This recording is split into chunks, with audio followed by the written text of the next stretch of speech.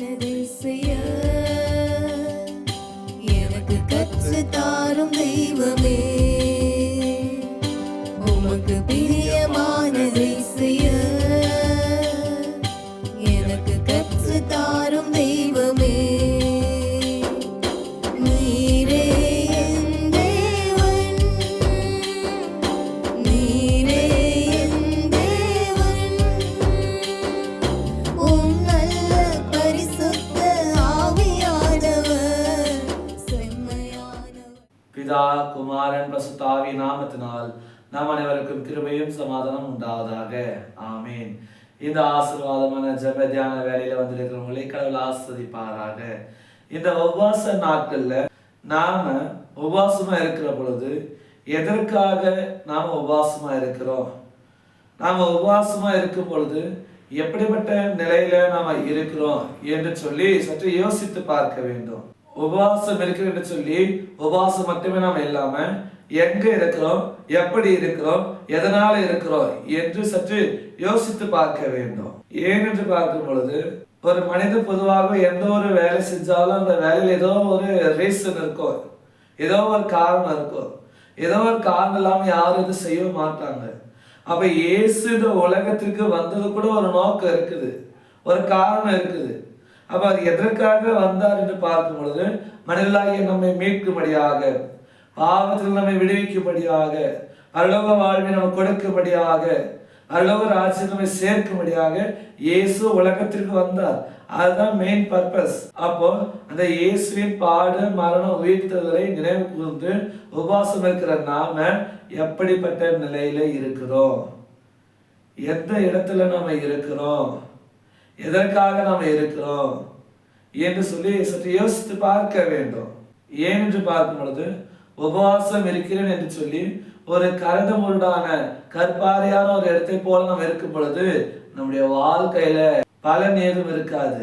அப்போ நம்ம கரடுமுரடான கற்பாறையான ஒரு வெறுமையான உபவாசம் நாம் இருக்காம கடவுளுக்கு ஏற்ற உபவாசமா நாம் இருப்போம்.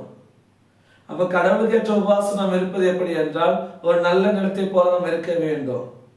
ஒரு நல்ல நிலத்துல விழுந்த ஒரு விதை தான் கனி கொடுக்கும். அதே போலதான் இந்த உபவாச நாட்கள்ல நம்ம ஒரு நல்ல நிலமாக இருந்து கடவுளுக்கு கனி கொடுக்கக்கூடிய வாழ்வை நம்ம வாழ முடியும். கடவுளுக்கு கனி கொடுக்கக்கூடிய வாழ்வை நம்ம வாழ வேண்டும். அப்படி நம்ம வாழும் போதுதான் நம்ம நல்ல நிலமாக இருந்து நம்ம உபவாசமா இருக்கும் பொழுதுதான் கடவுள் எதிர்பார்க்கிற அந்த கனியை நம்மால கொடுக்க முடியும். இன்றைக்கு ஆண்டவர் அதான் சொல்றாரு. லூக்கா 13ஆம் அதிகாரத்துல 8வது வசனத்துல எப்படியாக சொல்லுகிறாரு, சில விதையோ நல்ல நிலத்தில் விழுந்து சிலது 100ஆகவும் சிலது 60ஆகவும் சிலது 30ஆகவும் பலன் தந்தது. ஆம் எனக்கு அன்பானவர்களே, இன்றைக்கு உபவாச நாட்கள்ல நம்ம எப்படிப்பட்ட இடத்துல இருக்கிறோம், எந்த நிலையில இருக்கிறோம், எப்படி இருக்கிறோம் என்று சொல்லி சற்று ஆராய்ந்து பார்ப்போம். நிதானித்து தியானித்து நாம் பார்ப்போம். நம்மையே சோதித்து பார்ப்போம். கடவுள் எதிர்பார்க்கிற 30, 60, 100ஆக கனி கொடுக்கக்கூடிய ஒரு நல்ல நிலமாக, ஒரு நல்ல விதையாக நாம இருப்போம். அதற்கு ஏற்றாற் போல நம்ம உபவாசம் இருப்போம். தூய ஆவியானவர் நம்ம உதவி செய்வார். அவருடைய உதவி இல்லாம நம்மால கடவுள் எதிர்பார்க்கிற உபவாசம் நம்மால இருக்க முடியாது. கடவுள் எதிர்பார்க்கிற கனி கொடுக்கிற வாழ்க்கை நம்மால வாழ முடியாது. கடவுள் எதிர்பார்க்கிற கனி கொடுக்கிற ஒரு நிலமாக நம்மால இருக்க முடியாது.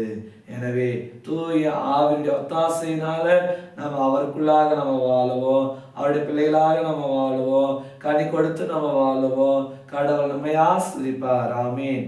எல்லா புத்திக்கும் மேலான தெய்வீக சமாதானம் உங்கள் இருதயங்களையும் சிந்தனைகளையும் கிறிஸ்து இயேசுக்குள் காத்துக்கொள்வாராக. ஆமீன். யாவரும் கண்களை மூடி நாம் ஜெபிப்போம். சர்வ வல்லமையும் மிகுந்த இரக்கமுள்ள கடவுளே, இந்த ஆசீர்வாதமான சந்தோஷமான இந்த நாளுக்காக, இந்த வேலைக்காக நாங்கள் நன்றி படைக்கிறோம். அப்படியாக நாளிலும் கூட இந்த உபவாச நாட்களிலே நாங்கள் எதற்காக உபவாசம் இருக்கிறோம், என்னுடைய உபவாசம் எப்படிப்பட்டதா இருக்கிறது என்பதை நாங்கள் சற்று நிதானித்து பார்ப்பதற்கு நீர் உதவி செய்து அதற்காக நாங்கள் நன்றி படைக்கிறோம். அப்படியாக நாங்கள் எல்லாரும் ஒரு நல்ல நிலமாக உமக்கு கனி கொடுக்கிற, நீர் விரும்புகிற நல்ல ஒரு வாழ்வை வாழுகிற ஒரு வாழ்க்கையாக வாழ்வதற்கு இறைவனை உதவி செய்ய வேண்டுமாய் கூட நாங்கள் வேண்டி இருக்கிறோம். எங்களுக்குள்ளா இருக்கிற எல்லா வேறுபாடுகள், எல்லா வஞ்சனைகள், எல்லா கோபங்கள், எல்லா மறுத்தாட்டங்கள், எல்லா பொய்கள், எல்லா களவுகள் எல்லாவற்றையும் நீதாமே மாற்றி போடும்படியாக எல்லாரும் உம்முடைய பிள்ளைகளாக அசுத்தமான வாழ்வை வாழ்வதற்கு இறைவன் தாமே எல்லாருக்கும் உதவி செய்ய வேண்டுமாய் கூட நாங்கள் வேண்டி இருக்கிறோம். இந்த நாளை நாங்கள் முற்று முழுவதுமாக கருத்தில் நாங்கள் அர்ப்பணிக்கிறோம். நீர் எங்களை ஏந்தி கொள்ளும், நீர் எங்களை நடத்த வேண்டுமாய் கூட நாங்கள் வேண்டி நிற்கிறோம். தொடர்ந்து நீரே எங்களை காத்து கொள்ளும். இந்த நாளில கூட யாரெல்லாம் பிறந்த நாளை திருமண நாளை கொண்டாடுகிறார்களோ நீதாமே பிறந்த நாளை காணுகிற எல்லாருக்கும் இரட்டிப்பான நன்மைகளை கொடுக்கும்படியாக எல்லா ஆசைகளை கொடுக்கும்படியாக நாங்கள் வேண்டி நிற்கிறோம். திருமண நாளை கொண்டாடுகிற எல்லா குடும்பத்திற்கு எல்லா தம்பதியருக்கு நீதாமே சமாதானமான சந்தோஷமான ஆசீர்வாதமான குடும்ப வாழ்வை அமைத்து கொடுக்க வேண்டுமாய் கூட நாங்கள் வேண்டி நிற்கிறோம்.